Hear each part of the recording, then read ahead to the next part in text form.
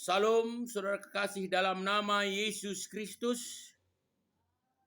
Selamat pagi dan selamat beraktivitas kita di pagi hari ini. Kami percaya saudara dan saya di pagi hari ini, di dalam melakukan aktivitas kita, saudara dan saya diberkati Tuhan.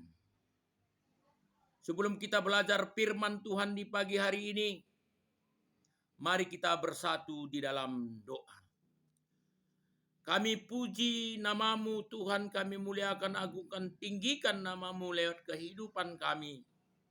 Karena kami Tuhan melihat, merasakan kebaikan Tuhan, pemeliharaan Tuhan, kasih Tuhan di dalam kehidupan kami. Sehingga di pagi hari kami merasakan sukacita melimpah. Karena roh Tuhan memimpin, menguasai, memerintah hidup kami. Kami percaya Tuhan, di dalam kami mendengarkan firman Tuhan, kami diberkati oleh Bapa Yahweh. Dalam nama Yesus Kristus kami berdoa. Haleluya. Sama-sama kita katakan amin. Nas renungan firman Tuhan di pagi hari ini, surat Rasul Paulus di dalam Roma 8 ayat 37. Di dalam semuanya itu, saudara dan saya melebihi orang-orang menang, karena Tuhan Bapa Yahweh mengasihi saudara dan saya di pagi hari ini. Tema kita melebihi pemenang. Menang dan melebihi pemenang adalah menjadi keinginan saudara dan keinginan saya di pagi hari ini. Menjadi cita-cita kita bersama, saudara terkasih. Kalau saudara dan saya bermain sepak bola, bertanding, lawan kita adalah manusia di dalam pertandingan tersebut. Itu yang dikatakan kita, kalau kita menang di dalam pertandingan sepak bola, maka saudara dan saya dikatakan menang. Tapi melebihi orang-orang yang menang, berarti Tuhan yang berperang melawan musuh kita.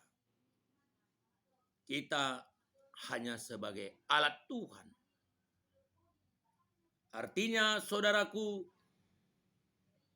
kita bisa melihat bagaimana seorang melebihi pemenang yang dicatat Alkitab, yaitu Musa yang membawa bangsa Israel dari Mesir kembali ke tanah Kanaan. Di dalam perjalanan mereka, Musa dan bangsa Israel diperhadapkan dengan laut mati, laut merah. Musa mengangkat tangannya sehingga laut terbelah menjadi dua. Dan bangsa Israel dan Musa menyeberang. Begitu Fir'aun dengan tentara-tentaranya mengejar daripada bangsa Israel dan Musa, sesampainya di Laut Merah atau Laut Mati,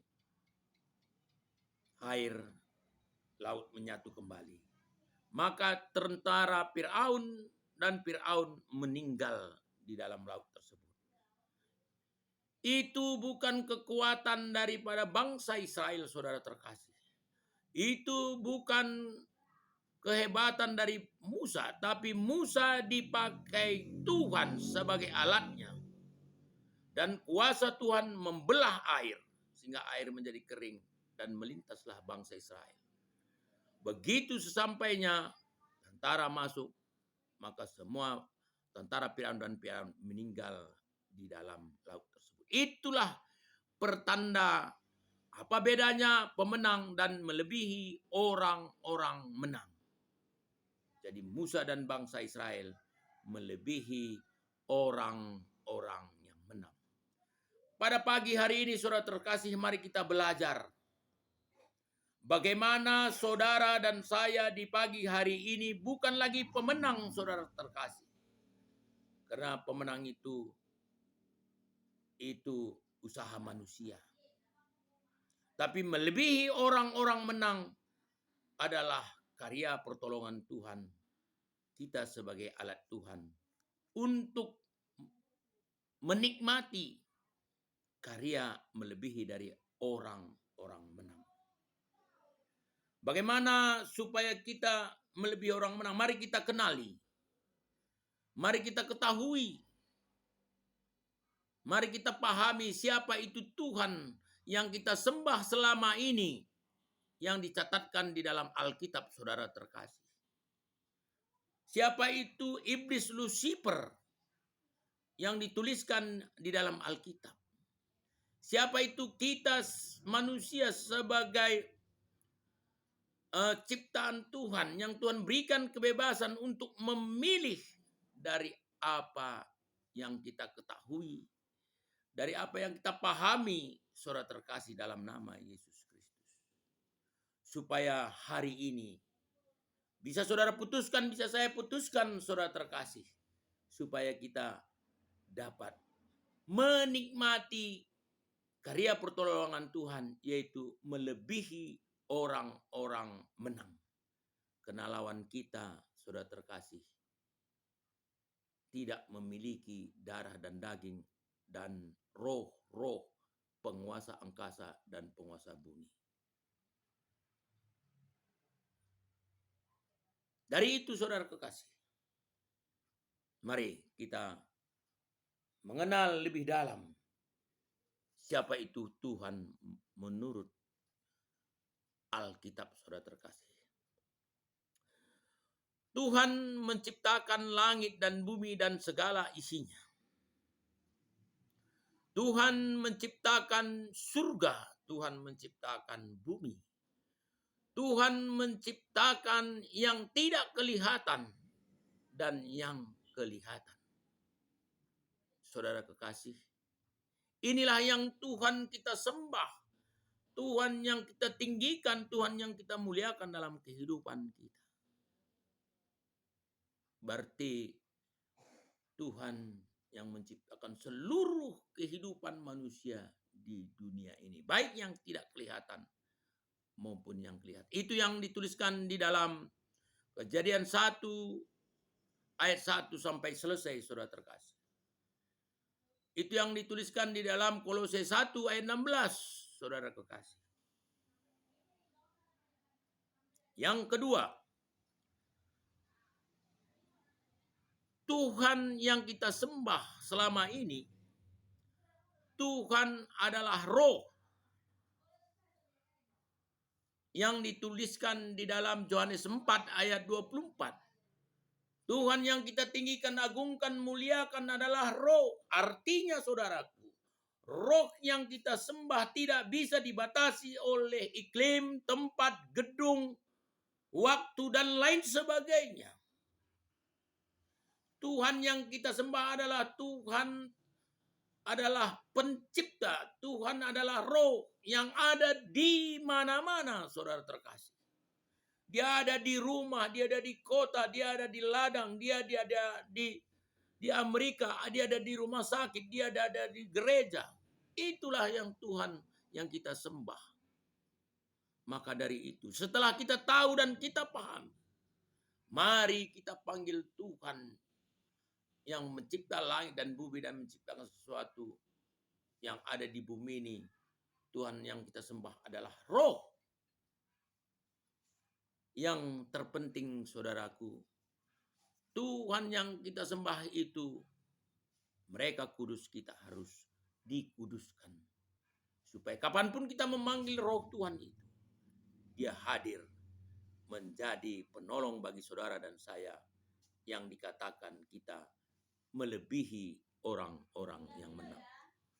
Yang ketiga, Tuhan yang kita sembah, yang menentukan hidup saudara dan hidup saya hari ini, yang menentukan mati saudara dan mati saya hari ini. Itu yang kita sembah. Yang dituliskan dalam kitab Ulangan 32 ayat 39. Tuhan mematikan, Tuhan menghidupkan, Tuhan melukai, Tuhan menyembuhkan, saudara terkasih. Mungkin selama ini kita belum tahu dan kita belum memahami, sehingga kata kematian itu menjadi sangat menakutkan bagi kita. Karena tidak kita ketahui saudara terkasih. Tapi pada hari ini setelah kita mengetahui hal mati dan hidup itu otoritas Tuhan. Tuhan yang menentukan kematian manusia.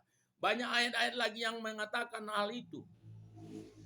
Dalam kitab Ayub 34 ayat 14 sampai 15. Apabila rohku kuambil daripadamu, maka tubuhmu kembali ke debu.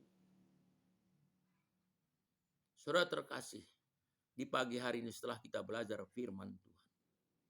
Hal kematian itu bukan menakutkan bagi orang yang percaya. Tetapi suatu kemurahan dan ucapan syukur kita. Karena Paulus mengatakan hidup bersama Kristus, mati adalah untung. Karena tujuan kematian itu jelas dan pasti bagi kehidupan orang percaya. Yang keempat saudara kekasih, Tuhan punya langit dan bumi. Itu dituliskan di dalam Mazmur 24 ayat 1. Tuhan melihat semua ciptaan Tuhan di bumi ini termasuk manusia saudara kekasih. Tuhan melihat manusia yang melakukan kebaikan di dunia ini dan Tuhan juga melihat manusia yang tidak melakukan kebaikan di dunia ini.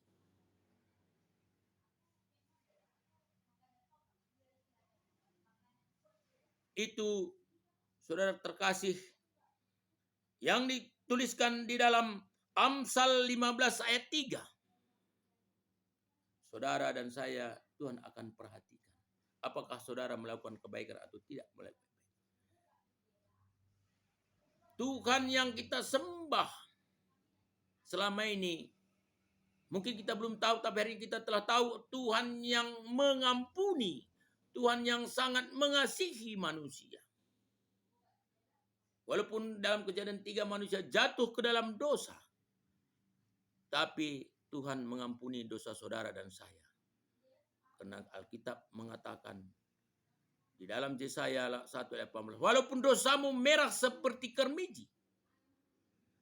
Akan putih seperti bulu domba. Walaupun merah seperti kain kesumba. Akan putih seperti bulu domba. Itu hal mengampuni. Hal mengasihi. Matius 3:16. Karena begitu besar kasih Allah akan dunia ini. Maka dikaruniakan yang tunggal. Barang siapa yang percaya. Tidak binasa karena memperoleh kehidupan kekal. Karena Tuhan itu kasih, maka Tuhan mengampuni kita karena kasih Tuhan. Itu dituliskan ayat di dalam 1 Yohanes 4 ayat 8. Tuhan itu adalah kasih. Itulah yang kita kenal Tuhan yang kita sembah selama ini saudara terkasih. Jadi begitu kita mengetahui, memahami, mari hari ini saudara dan saya boleh putuskan. Karena kebebasan yang Tuhan berikan untuk mengambil suatu keputusan itu terletak di tangan saudara dan saya di saat pagi menjelang siang hari ini. Mari kita mengenal iblis menurut Alkitab saudara kekasih. Alkitab mencatat asal-usul iblis itu berasal dari malaikat Tuhan. Ada 3 malaikat yang dicatat di dalam Alkitab. Malaikat Lucifer, Gabriel, dan Mikail. Tetapi saudara kekasih, malaikat Lucifer yang dekat dengan Tuhan. Yang banyak tahu tentang Tuhan. Merencanakan pemberontakan melawan Tuhan. Sehingga mereka dijatuhkan ke bumi.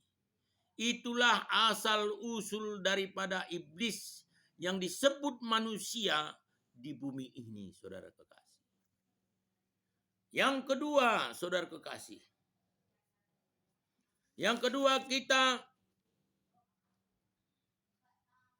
harus mengenal iblis itu bentuknya apa, saudara kekasih. Bentuk iblis itu adalah roh. Itu yang dituliskan di dalam Efesus 6 ayat 12. Iblis itu roh, penguasa-penguasa udara, penguasa-penguasa bumi, saudara kekasih. Maka setelah kita mengetahui iblis penguasa udara, penguasa bumi, maka kita boleh di pagi hari ini menentukan sikap. Mungkin selama ini kita menempatkan iblis itu berbentuk batu, berbentuk kayu, berbentuk zat, berbentuk benda-benda yang lainnya, saudara kekasih.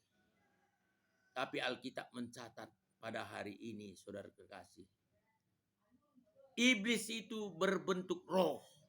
Dia adalah roh ciptaan Tuhan, bukan roh pencipta, saudara terkasih. Iblis itu roh ciptaan Tuhan. Yang ketiga, saudara terkasih, iblis itu ciptaan, bukan pencipta. Iblis itu ciptaan, bukan pencipta. Iblis roh, tapi bukan roh pencipta, tetapi roh ciptaan. Itu dituliskan di dalam Kolose 1 ayat 16, saudara terkasih. Maka kalau hari ini saudara dan saya tahu iblis itu adalah ciptaan, berarti itulah kelemahan daripada iblis yang tidak memiliki darah dan daging. Berarti yang dapat mengalahkan iblis bukan saudara dan saya, bukan presiden, bukan tentara, bukan itu polisi. Tapi yang dapat mengalahkan iblis adalah penciptanya sendiri. Siapa pencipta iblis? Adalah roh Tuhan. Yang dituliskan di dalam Kolose 1 ayat 16, saudara terkasih. Saudara boleh baca. Yang keempat, saudara terkasih, iblis itu tinggal di mana? Mungkin selama ini, saudara terkasih, kita belum memahami, belum tahu iblis itu tinggal di mana. Mungkin saja iblis itu sudah kita tempatkan selama ini. Iblis itu ada di pokok kayu besar. Iblis itu ada di sungai-sungai yang besar yang mengalir, saudara terkasih. Iblis itu ada tempat-tempat yang gelap. Iblis itu ada tinggal di rumah-rumah yang sudah 10 tahun ditinggalkan yang gelap, saudara kekasih. Iblis itu selama ini kita tempatkan mereka ada di laut yang sangat luas, saudara kekasih. Tetapi Alkitab tidak menempatkan seperti apa yang kita pikirkan selama ini, saudara kekasih. Tapi iblis itu yang dicatat oleh Alkitab, iblis itu berada di bumi, saudara kekasih. Berada di bumi. Itu dituliskan di dalam Wahyu 12 ayat 9. Iblis itu berada di bumi. Dari apa yang kita ketahui, apa yang kita pahami selama ini. Mari, setelah kita tahu iblis itu berada di bumi, berarti iblis itu ada di mana-mana. Dia ada di gereja, dia ada di rumah, dia ada di ladang, dia ada di air, dia ada di mana-mana saja. Jadi penempatan iblis itu jangan lagi kita tempatkan. Iblis ada di mana-mana. Yang kelima, saudara kekasih, apa itu pekerjaan iblis yang dicatat di dalam Alkitab? Yang pertama, pekerjaan iblis mencuri, membunuh, dan membinasakan, yang dituliskan di dalam Yohanes 10 ayat 10, saudara terkasih.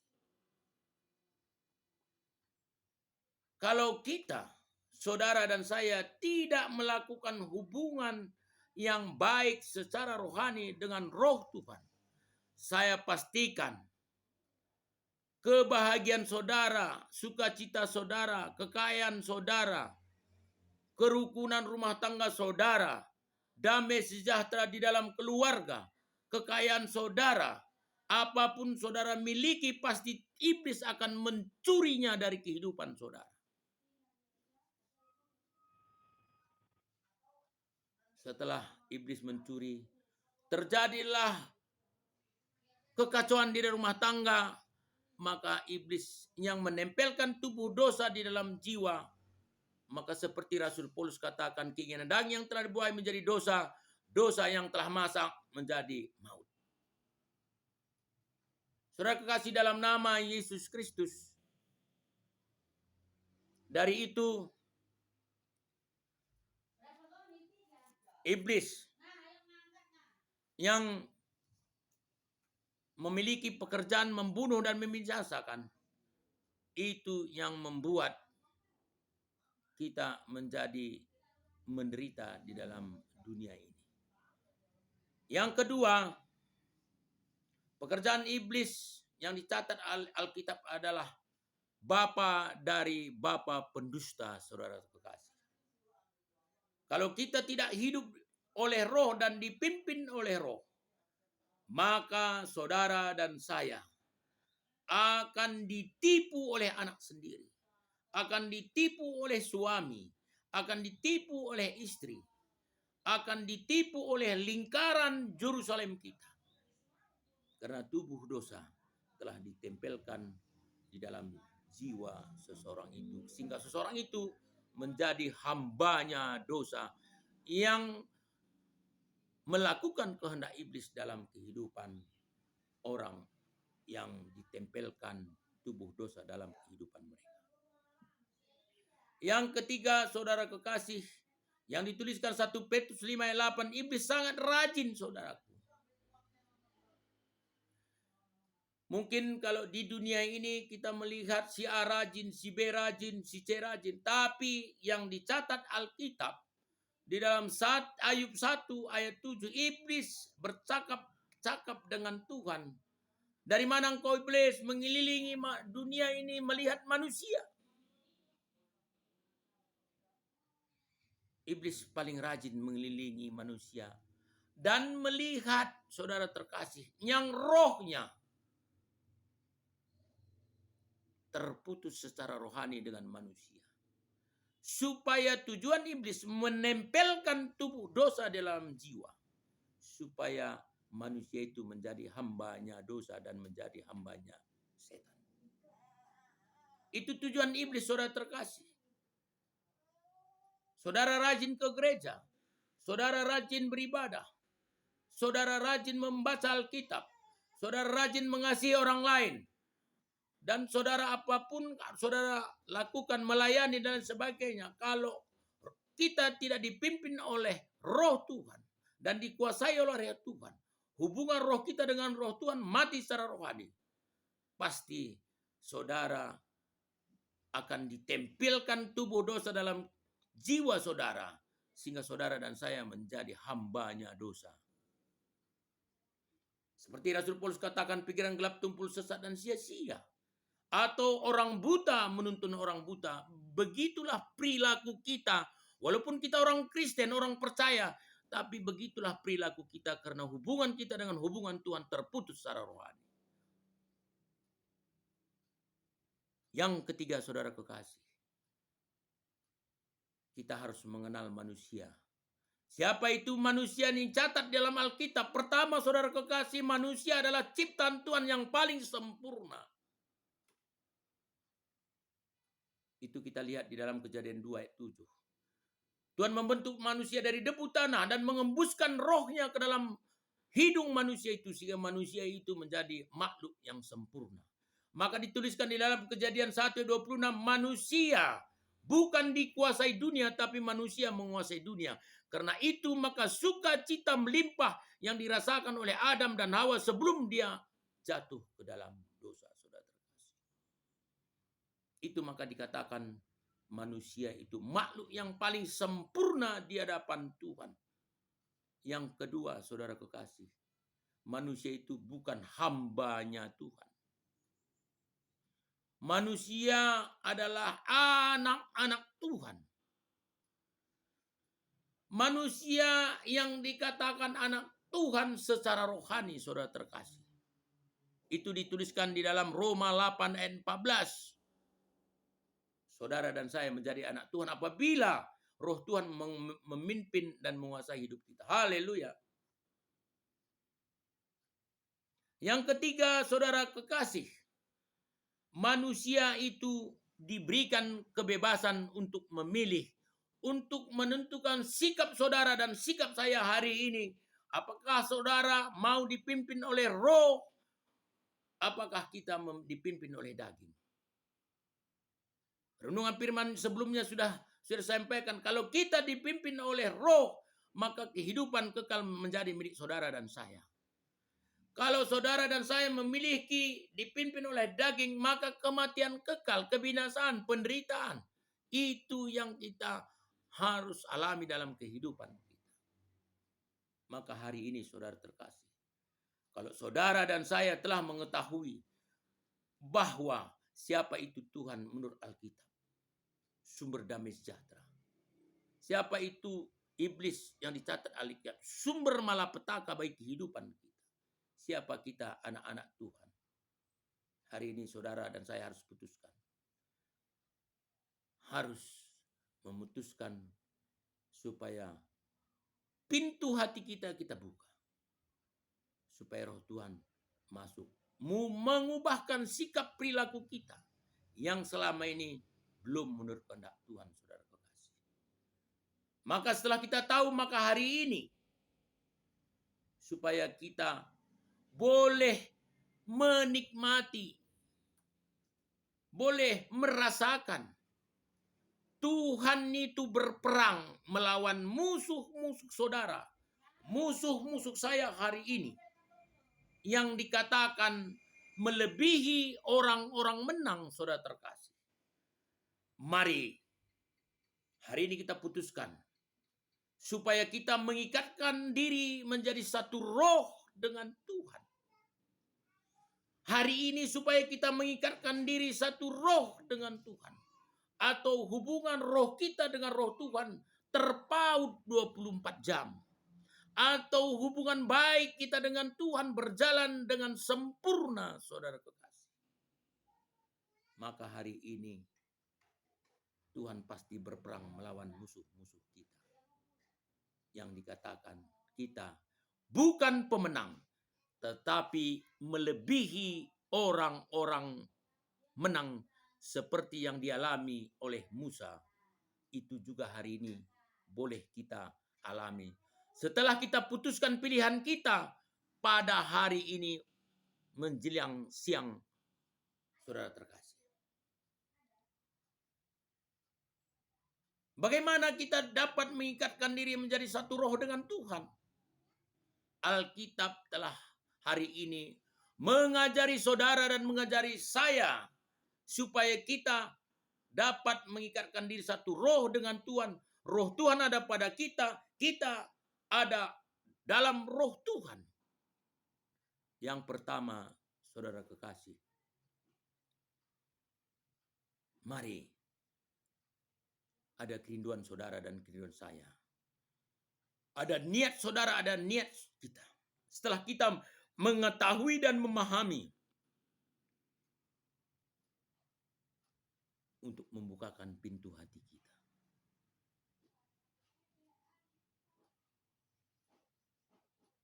Yang dicatat Roma 10 ayat 17, ada kerinduan saudara. Iman timbul dari pendengaran, pendengaran akan firman Tuhan.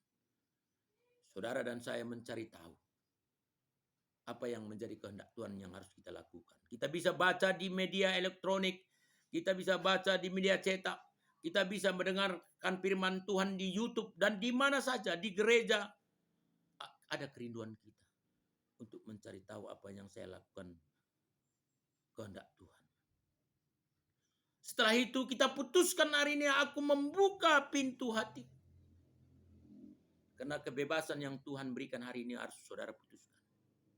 Wahyu 3:20, lihat aku berada di buka pintu hatimu, aku mengetuk. Kebebasan itu tergantung di tangan saudara. Tergantung di tangan saya pada pagi menjelang siang hari ini. Apakah saya buta seruan Tuhan, ketukan Tuhan? Hari ini harus saya putuskan. Saya akan membuka pintu hati saya. Biar roh Tuhan masuk, menguasai. memimpin memerintah hidup saya. Supaya tubuh dosa tidak dapat menempelkan di dalam jiwa saya dan jiwa saudara. Itu dituliskan dalam Wahyu 3:20. Kebebasan yang Tuhan berikan hari ini harus kita putus. Yang ketiga, saudara kasih, setelah Roh Tuhan masuk dalam hati kita. Karena Tuhan yang kudus itu. Tuhan yang kudus itu menguduskan kita. Karena Roh Tuhan telah ada di dalam hidup kita. Karena Roh Tuhan dengan roh kita telah berhubungan dengan baik. Maka Tuhan menguduskan kita. Tujuan Tuhan menguduskan kita karena Allah yang kudus, kita harus kudus. Dan Tuhan memampukan saudara dan saya untuk melakukan apa yang menjadi kehendak Tuhan dalam kehidupan kita. Taat kita di dalam firman Tuhan. Setelah kita taat melakukan apa yang menjadi kehendak Tuhan, maka tubuh dosa yang selama ini, yang sudah bertahun-tahun dalam kehidupan kita, menjadi terlepas dan meninggalkan kita. Sehingga roh kita dibaharui hari lepas hari. Pikiran kita dibaharui hari lepas hari. Sehingga saudara kekasih, jiwa kita menjadi jiwa sukacita yang melimpah, saudara. Itu yang dituliskan dalam Efesus 4 ayat 23 dan 1 Korintus 4 ayat 16, saudara terkasih.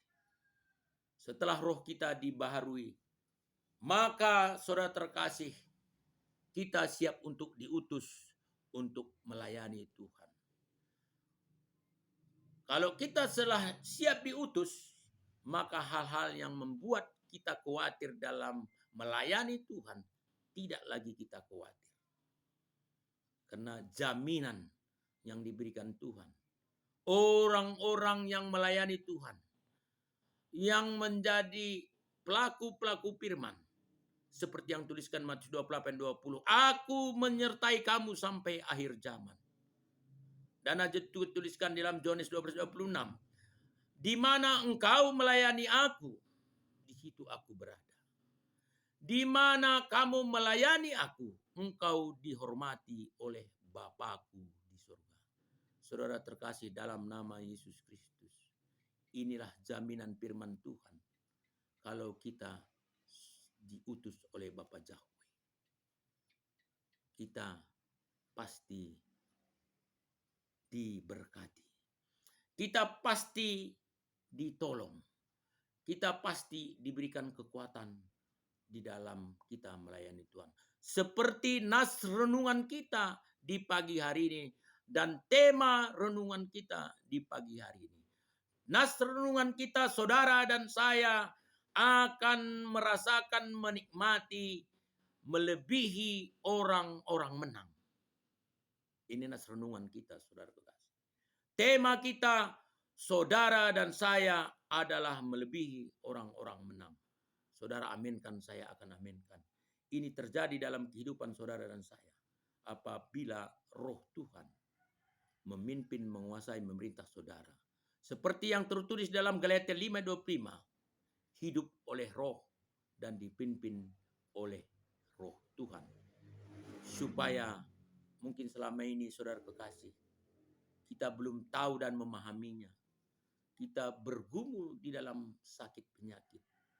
Kita bergumul dalam penderitaan masalah yang ada di dalam keluarga. Suami istri yang tidak pernah bersatu.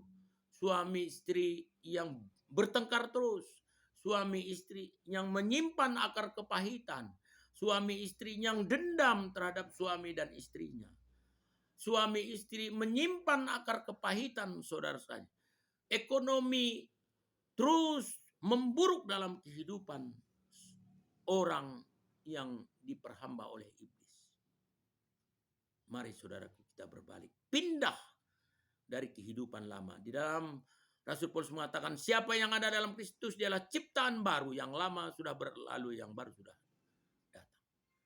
Mari saudaraku, kita pindah hidup kita dari perhambaan tubuh dosa menjadi perhambaan kebenaran, supaya Tuhan berperang melawan musuh-musuh kita. Yang dikatakan kita melebihi orang-orang menang. Tuhan Yesus memberkati firman-Nya. Haleluya. Mari kita bersatu di dalam doa. Kami sangat bersyukur dan berterima kasih kepadamu Bapak Yahweh atas firman yang kami dengar dalam kehidupan kami. Supaya setelah kami tahu dan memahami firman yang kami dengar, boleh hari ini kami putuskan kami hidup oleh roh dan dipimpin oleh roh. Supaya kami Tuhan boleh meninggalkan penderitaan dan masalah kami. Dan kami boleh menikmati sukacita melimpah di dalam Tuhan. Kami percaya Tuhan, roh Tuhan akan memampukan kami untuk melakukan kehendak Tuhan dalam kehidupan kami. Supaya kami dikatakan melebihi orang-orang menang. Dalam nama Yesus Kristus kami berdoa mengucap syukur. Haleluya, haleluya. Amin.